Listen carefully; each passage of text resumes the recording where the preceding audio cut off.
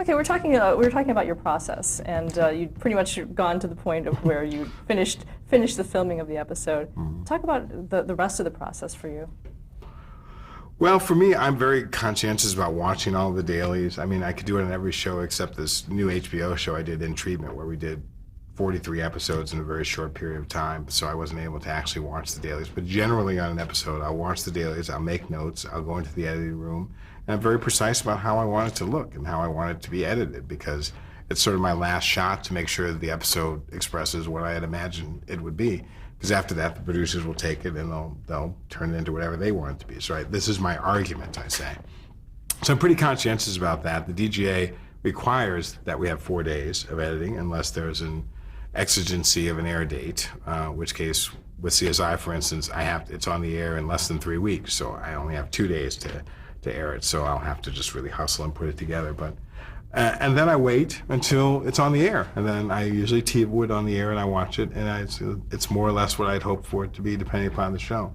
With John Wells shows, it tended to be very, very close to the director's cut. With The Shield, very close to the director's cut. With West Wing, anything could happen. It just depends on the showrunner's personality and how they feel about the work that I've done.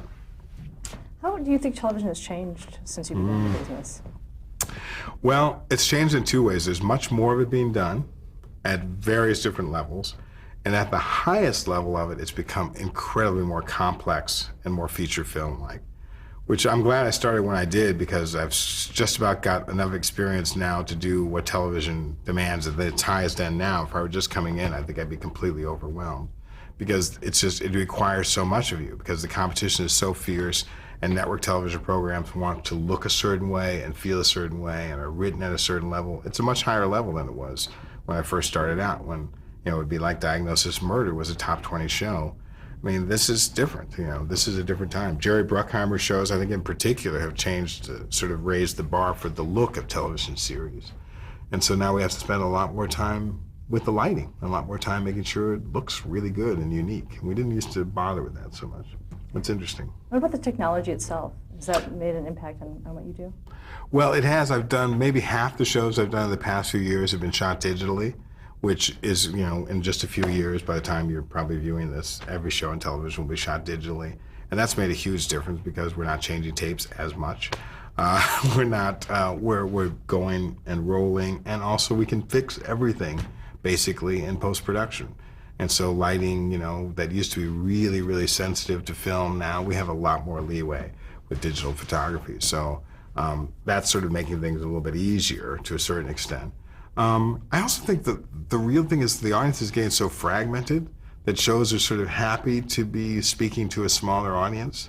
So a show like Monk, which can exist for many years, which is essentially Diagnosis Murder, or what other shows would be like Monk previously? Columbo, essentially. It's a real throwback. That show can exist for many years because it only has to have a certain size audience, and that's very different now. We're not really broadcasting as much as we used to. We're really targeting specific people, and a show can live for a long time with just a specific audience.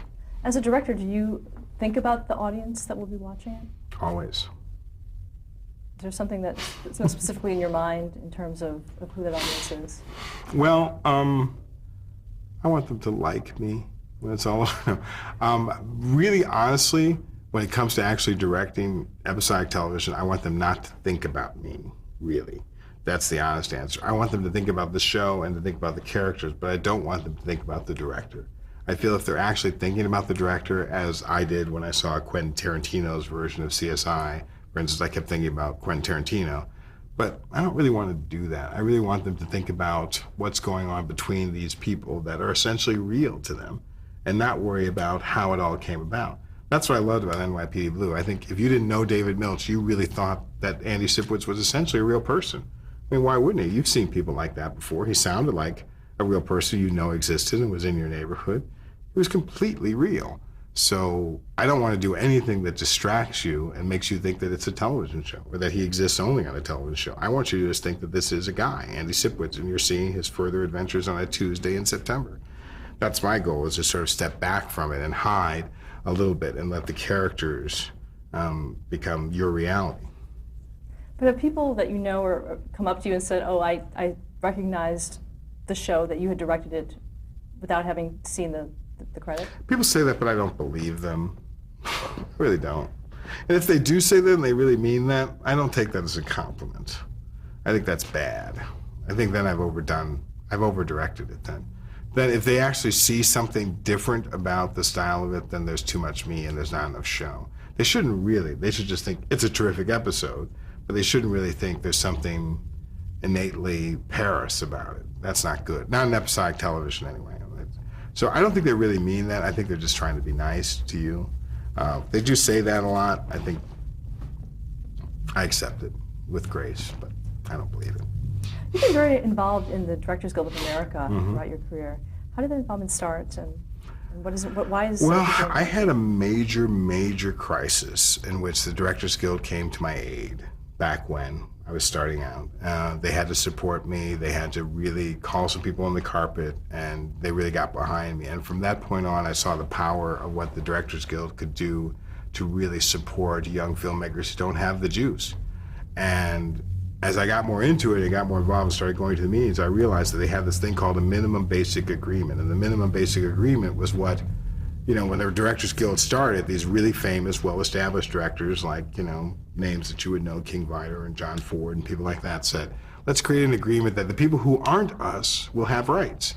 The people who can't dictate these things will have these basic rights, and that'll be the minimum that you can do for a director. And I thought that was such a great idea. It was like using their juice and their power to establish a base for everyone who is starting out.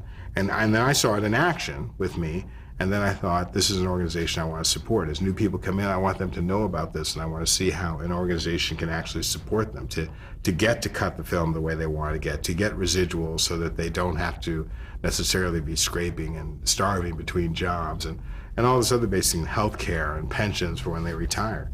So I just got sucked into it, and before long I was on the board, and now I'm the first vice president, and I'm just stuck there, and I can't get out. It's a horrible situation. You've also been very involved in the diversity initiatives as well. I am. I'm the co-chair of the diversity committee at this time because, despite our best efforts, we're getting to a point of diminishing employment by women and minorities in television, which is very frustrating to me because I don't think it should be going lower. I don't understand why it should be going lower. And sometimes the networks will say, well, that's because there are fewer people to choose from. And I say, well, the way the DGA works is you can choose anyone. I can make you a director on a network series, or anyone that I want to that I think has the skills that I find out, then they must become a DGA member. So it's not the DGA. You can choose anyone in the world. They'll become a DGA member when you give them a job. So I don't understand why it should diminish. Are you not meeting people? Are you not making the efforts? Because are there not really talented women directors? And my real feeling is that people just don't like new people. They just don't want to try new people. They want to try the same old people because the same old people deliver for them and they can keep their jobs and there's a security and the sameness. But it's not really helping the place evolve. The shows that have been the most successful on television actually right now are the most diverse. Ugly Betty, ER to this day. Even Desperate Housewives. I mean, those shows, Cold Case, all the Bruckheimer shows have been the most diverse behind the scenes, and they are the most successful television shows. And the most diverse, in front of the camera in many cases, too. So, I mean, that's their lesson. Also, you've been openly gay in your public... I have been? Oh, yes. jeez. You gotta do something about that. Has that hindered your career at all? Well, I hope it has. I mean, my goal is... when I first started out back in the old days, I used to not be open about being gay, and therefore I got into some uncomfortable predicaments like the stuff in high school where you have to hear people disparaging gay people and you have to sort of smile and go along with it because you don't want people to know what your story is. But, that wasn't really working for me. So I made an effort, and I was taught this by a friend who said, here's a good strategy. If you're open about who you are, then people, and it doesn't, if you're gay or whatever you are, if you're open about whatever it is, people who don't want to work with you, they won't call you, okay? People who do want to work with you and think that's an advantage for their particular show, they will call you. And people who don't care will call you. So that will protect you from working with the assholes who do care, and then also encourage the people who think it's an asset or don't care to go for you. So why not?